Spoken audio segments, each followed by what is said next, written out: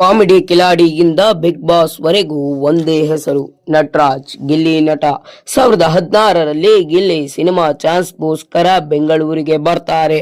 ಬೆಂಗಳೂರು ಕನ್ನಡ ಸಿರಿ ಲೋಕದ ತವರೂರು ಇದ್ದ ಹಾಗೆ ಗಿಲ್ಲಿಯ ಹಾಗೆ ಸಿನಿಮಾದ ಅಭಿರುಚಿ ಇರುವ ಅದೆಷ್ಟೋ ಜನ ಇಲ್ಲಿಗೆ ಬಂದು ಜೀವನ ರೂಪಿಸಿಕೊಂಡಿದ್ದಾರೆ. ಆದರೆ ಮಂಡ್ಯದ ಹಳ್ಳಿ ಹುಡುಗ ಗಿಲ್ಲಿಗೆ ಬೆಂಗಳೂರಿನ ಮಹಾನಗರದಲ್ಲಿ ಯಾರೂ ಕೂಡ ಪರಿಚಯವಿರಲಿಲ್ಲ.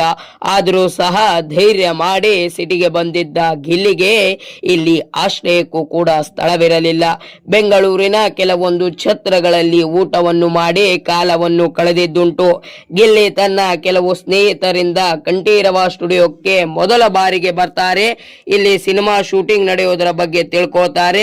ಗಿಲ್ಲಿ ತನಗೂ ಸಹ ಏನಾದರೂ ಕೆಲಸ ಸಿಗುತ್ತೆ ಅಂತ ತಡ್ಕಾಡುತ್ತಿದ್ದಾಗ ಅವರಿಗೆ ಕಡಿಮೆ ಸಂಬಳದ ಸೆಟ್ ಬಾಯ್ ಕೆಲಸ ಸಿಗುತ್ತದೆ. ಸೆಟ್ ಬಾಯ್ ಕೆಲಸ ಅಂದರೆ ದೊಡ್ಡ ದೊಡ್ಡ ಕಾರ್ಯಕ್ರಮಗಳಲ್ಲಿ, ದೊಡ್ಡ ದೊಡ್ಡ ಧಾರಾವಾಹಿ ಶೂಟಿಂಗ್ ಗಳಲ್ಲಿ, ದೊಡ್ಡ ದೊಡ್ಡ ಸಿನಿಮಾ ಶೂಟಿಂಗ್ ಗಳಲ್ಲಿ ಸೆಟ್ ನಿರ್ಮಾಣ ಮಾಡುವುದು. ಆದರೆ ಗಿಲ್ಲಿಗೆ ಅನೇಕವಾದಂತಹ ಮಹತ್ವಪೂರ್ಣವಾದಂತಹ ಕನಸಿತ್ತು. ಅವರಿಗೆ ಸ್ವಂತ ಕತೆ ಮಾಡಿ ನಿರ್ದೇಶನ ಮಾಡಿ ನಿರ್ದೇಶಕರಾಗಬೇಕನ್ನುವಂತ ಹುಮ್ಮಸ್ಸಿತ್ತು. ಆದರೆ ಆರಂಭದ ಆ ಕಷ್ಟದ ದಿನಗಳಲ್ಲಿ ಅವರ ಹತ್ರ ಟ್ಯಾಲೆಂಟ್ ಬಿಟ್ಟರೆ ಹಣ, ಹಿನ್ನೆಲೆ ಯಾವುದೂ ಸಹ ಇರಲಿಲ್ಲ. ಆಗೆಲ್ಲ ಮದುವೆ ನಡೆಯುತ್ತಿರುವ ಛತ್ರಗಳಲ್ಲಿ ಊಟವನ್ನು ಮಾಡಿ ಅವರಿವರ ರೂಮಿನಲ್ಲಿ ಒಂದಷ್ಟು ಮಲಗಲು ಜಾಗವನ್ನು ಪಡೆದು ಅವರು ಕಾಲವನ್ನು ನೂಕಿದ್ದುಂಟು.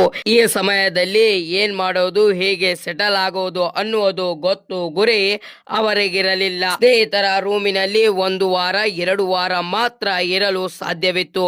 ಯಾವುದೇ ದುಡಿಮೆ ಇಲ್ಲದ ಗಿಲ್ಲಿಯನ್ನು ಹೆಚ್ಚು ಸಮಯ ಉಚಿತವಾಗಿ ರೂಮಿನಲ್ಲಿ ಇರಿಸಿಕೊಳ್ಳಲು ಯಾರೂ ಸಹ ರೆಡಿ ಇರಲಿಲ್ಲ. ಅಂತ ಸಂದರ್ಭದಲ್ಲಿಯೂ ಕೂಡ ತನ್ನ ಕನಸನ್ನು ಮರೆಯಲಿಲ್ಲ ಆ ವ್ಯಕ್ತಿ. ತನ್ನ ನಿರಂತರವಾದ ಪ್ರಯತ್ನದಿಂದ ಕಾಮಿಡಿ ಶೋಗಳ ಹಿಡಿದು ಬಿಗ್ ಬಾಸ್ ವರೆಗೂ ಒಂದೇ ಹೆಸರು ಗಿಲ್ಲಿ ನಟ.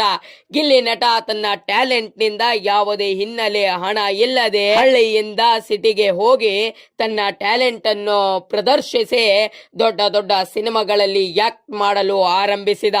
ಅವರ ಟ್ಯಾಲೆಂಟ್ ನಿಂದ ಇವತ್ತು ಕರ್ನಾಟಕದ ಜನತೆಯ ಮನಸ್ಸಿನಲ್ಲಿ ಮನೆ ಮಾಡಿದ್ದಾರೆ. ಬಿಗ್ ಬಾಸ್ ನಲ್ಲಿ ತನ್ನದೇ ಆದಂತ ಹೆಸರನ್ನು ಮಾಡ್ತಾ ಇದ್ದಾರೆ.